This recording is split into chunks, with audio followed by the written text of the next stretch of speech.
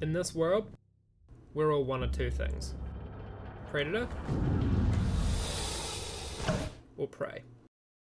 And in this story, we are going to see just how interchangeable those two terms really are. But before we get started, we have to establish our protagonist. This is Dipsy, a female Dilophosaurus who's just trying to find her place in this world. Now, as much as I'd like to start with Dipsy's greatest moments, like that time she took on a fully grown Hatzegopteryx, every story has a beginning. And this one begins in Snake Gully.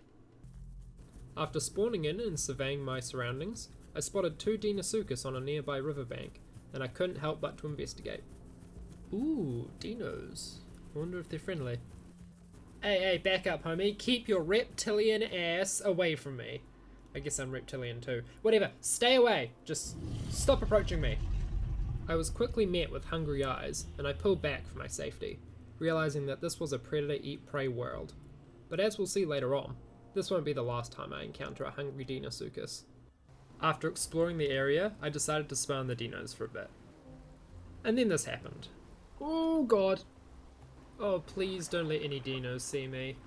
Oh no, I am in such a vulnerable position here. Lucky for me, no dinos were around. After resting for the night, I decided to mess with the dinos. Gotcha! I dodged and weaved away from my opponent, realizing this was more of a flight than a fight, evading into the safety of some nearby bushes and dipping behind a large rock to regain my stamina. At the time, I didn't have any plans for my future, but that didn't matter, because the future came to me. An Amargasaurus, probably an adolescent, turned up out of nowhere, alongside a Barsboldia. They quickly evacuated the dino's turf, and I decided to follow them. See you later, alligator. Where'd you guys go? Oh, there. They're at the top of the waterfall. After heading up the waterfall, they stopped for a drink, and I did the same. Now, with all three of us being aware of each other's presence, despite a tense moment, it was unspokenly agreed that I was of no harm to either of these gentle giants. I briefly left the herbivores, seeing two Deinosuchus feeding on a large corpse. Oh my god, look at the size of them. Far out. These dinos had an insatiable appetite, moving on to the next corpse when they finished their last. And from the elevated safety of this rock, I decided to check my character. Wow. They're huge. Okay. What abilities have I got now? That'll be good. What's that noise? Oh, okay, get up! Oh, he just missed. Okay, no, I'm not taking chances. I'm out. This time, I was lucky, and I wasn't taking it for granted. After escaping to the safety of the open fields, I stopped. And I took a moment to assess the map. And in that moment, I realized that this life, this journey, it was mine. And it was mine alone. I decided I was going on an adventure. I didn't know my destination, but I knew I had to go west. And so, I bid the Barbs farewell, and I left. My journey began, passing through the rocky valley of Hunter's Thicket. And while passing through, I wondered what adventures awaited me. I stopped along the way at a large pond, and while looking out at its surrounding sands, I took a second to appreciate the tranquility of life, because sometimes you have to appreciate the lows before you can appreciate the highs. I departed the safety of the pond and crossed the rocky bridge to the savanna grasslands. I wonder if there's anything out here. I feel like a cheetah or a jaguar. I decided to perch myself onto an elevated rock, hoping I'd get lucky, and that I did. After a minute of surveying, I spotted a small herbivore. Oh, there's something down there. What is it? Oh, it's a Camptosaurus. Oh, I think he's just seen me. Yeah, he's just made me. Damn it. Oh, come on, no, I can catch up to him. Look at him, he's hopping like a kangaroo. After a prolonged chase, and with luck on its side, the Camptosaurus escaped, and Dipsy was left hungry. After surveying the grasslands a little more, it became apparent that Campto was not coming back, and the chances of catching it again were nil. So, I decided to move on. After crossing yet another rocky bridge, I entered Desolate Pass, a scary place with a fitting name to match. Aiming to pass through the valley, uninterrupted, I stopped dead in my tracks when I spotted a corpse and its killer, a Tyrannosaurus. Oh, that's a problem. That is a problem. This one wasn't fully grown, but it still meant business. Lucky for me, this one was full, and it delivered me some food. Are we chill? Are we not chill? You bringing me some food? Okay. Thank you. That's very kind. Okay, I think he's full. Right, I'm going to take advantage of this.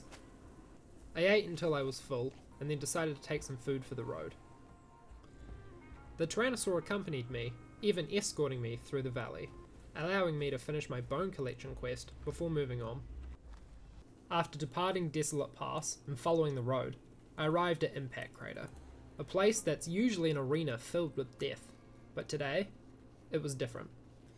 This community server had added redwood trees and large rocks, which served as a natural cover, turning this treacherous place into somewhat of a paradise. After exploring the area, I decided to move on to the Grand Plains, and this is where the rest of our story takes place.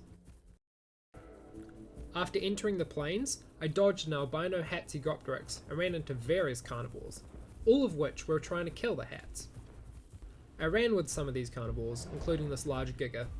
It's when you run with apexes like these that you realize where you sit in the food chain. After finishing a delivery quest, I saw the hats near Impact Crater and decided to check it out. What is going on here? Oh, the shredders are attacking it! Well, let me join in. Oh, come on! Oh, man, he has got good maneuverability in the air, far out. The hats went to Impact Crater, and as I turned to go to the plains, two absolute giants presented themselves. These sauropods dwarfed me, and there was something majestic about watching them continue on their journey to wherever it was they were headed. I took a break and went AFK in a bush, and when I returned, I was met with a surprise. Is that the Giga? No way. Oh my god, it is the Giga. The Giga, the one that I had met the night before, was dead, and had likely been gone for a while, showing that even the apexes aren't safe out here. I took the opportunity to fill my stomach, and that's when I realized I wasn't alone. A fully grown Hats was watching me, from a distance, but it was watching. And even though I wasn't hungry anymore, this Hats triggered a predatory instinct inside of me. And so this time, I was the predator, and it was my prey. I snuck up on it through the bushes, then charging in for the attack. Come here, you big rotisserie chicken! Come on! My goal here was to do as much bleed and damage as I possibly could. I wanted to stay close enough that it wouldn't get a chance to fly away, and hopefully keep it on the ground. I just gotta avoid that beak. Stay on his back. Hey, hey, hey, don't you take off! Come on, this is it. We're doing good. With each bite and every bleed, it got weaker. He's low, he's gotta be low. Yeah! Great job, Dipsy! The hats fell, and for the first time in this story, Dipsy was a killer. I felt good, like I'd earned my place in the plains. But this is just the beginning. Oh, there is so much more to come. I decided to donate this Hats' trophy to some nearby Ankies, and I went on my way. After wandering the plains for some time, I came across an all-out brawl between some carnivores, and before I could even figure out what was going on, I was jumped. A green Megalania came out of the bushes and bit my tail. Using the brawl to my advantage, I dodged and weaved through the action, distracting the Megalania and giving myself enough time to get away. After taking some time to recover, I scoped the group out again. This time, I was prepared, and I was on the prowl. It looked as if the group were attacking a Giga, and once again, the green Megalania jumped me. Whether my turn circle was smaller or faster, it didn't matter, because I had him on the run. I was on his tail, slashing, bleeding, and taking every opportunity to get him on the run. He used the bushes to his advantage, and with his natural colour, it was hard to spot him. But now, I was an unrelenting force, baiting him into the open where I could, and jumping on him. Yeah, got you bleeding, boy! Got you bleeding, boy! We both took some time to retreat and heal up, but it seemed as though I had the upper hand. The Megalania kept retreating into bushes to heal or get stamina, so I kept the pressure on. Oh nah, you ain't getting stamina or health, my boy. I'm keeping you low. I'm keeping you parched. I'm keeping you dried out. Yeah. This battle raged on for another 10 minutes. With this repeated cycle of attacking, retreating, and keeping pressure on, I even baited him a few times into using more stamina. Unfortunately, I had to take an important phone call, and that meant that I had lost him. So, now that the fight was completely over, I went to go get some water. Near the waterfall, I found a small spot with some shallow water and a beached mosasaur. I went to investigate and took the opportunity to get a drink. But with the mosasaur here and the green Megalania on my mind, I forgot the most important rule. You are one of two things: a predator or prey. And like I said at the beginning of this story, when there's a large body of water like this, there is always a hungry dino. Oh! Go! Oh my god!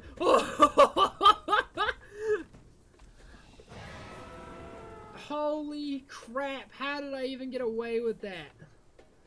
Oh my god! Hi YouTube! Oh my lord. This time, I was extremely lucky. My instinct told me to jump, and that split second might have just saved my life. Whether predator or prey, never underestimate the power of a second. After possibly the scariest experience of Dipsy's life, I took a moment to survey the river, looking for another safe place to drink. Whoa! That mosasaur jump! Luckily, there was an extremely shallow section of the river by an island, and as you can see by my hyperspatial awareness, I was pumped with adrenaline. After filling my water, I got out of there, and I restarted my search for the green Megalania. It took no time at all. I spotted him in the open field where we last fought. It's him! He's back! Using the hills to my advantage, I approached as fast and quietly as I could, and it became clear that he wanted nothing to do with me. But I wanted him, and that's all that mattered. I threatened him with a roar, and then I gave chase. I know you're in this bush. Aha! Good try. But I got you now. I'm on your tail, boy. And this time you're not getting away. I am watching you like a hawk. Come on. Get out of those bushes, bro. Come on, where are you? Yeah, you're in the open now. Come here, boy. Come here, boy. Clearly, he wanted nothing to do with me, because he was on the run. But I wasn't giving up. You think those bushes will save you? Nah. I've proven before, time and time again, those bushes aren't going to do anything, buddy. Oh. Ooh! Now it's a 3-part chase. Don't you third-party this, Mr. Dino. I got distracted by the Deinosuchus, attacking it, and in the process, losing sight of the Megalania.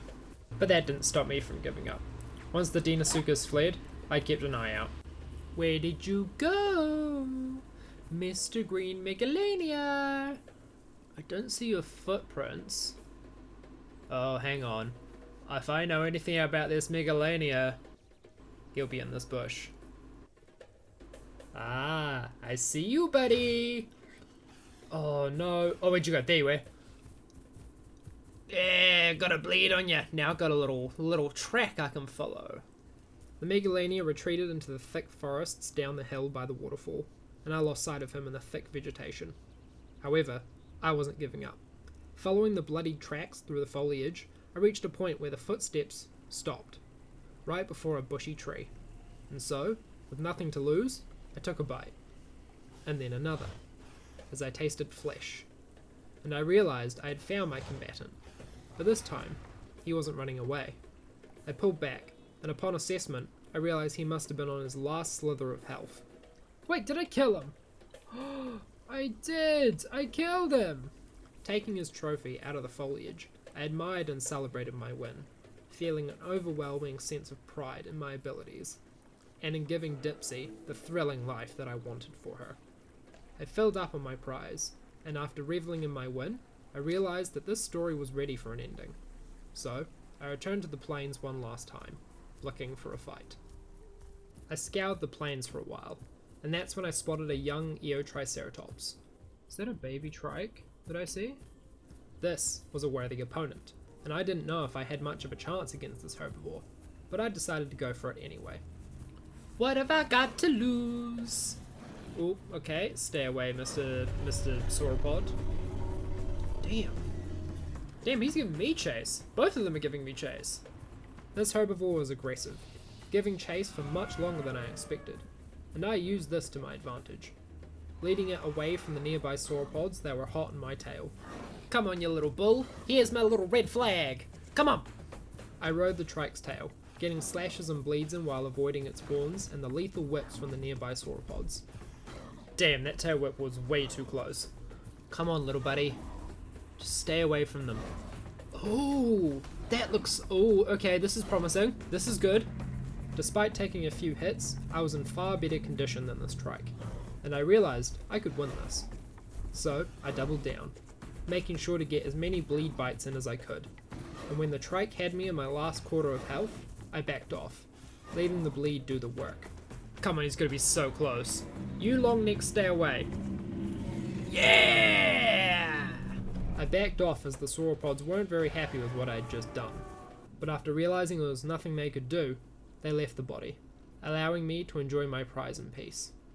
I filled up for the last time on this trike, and reveled in my kill, realizing that I was now the top predator of these plains.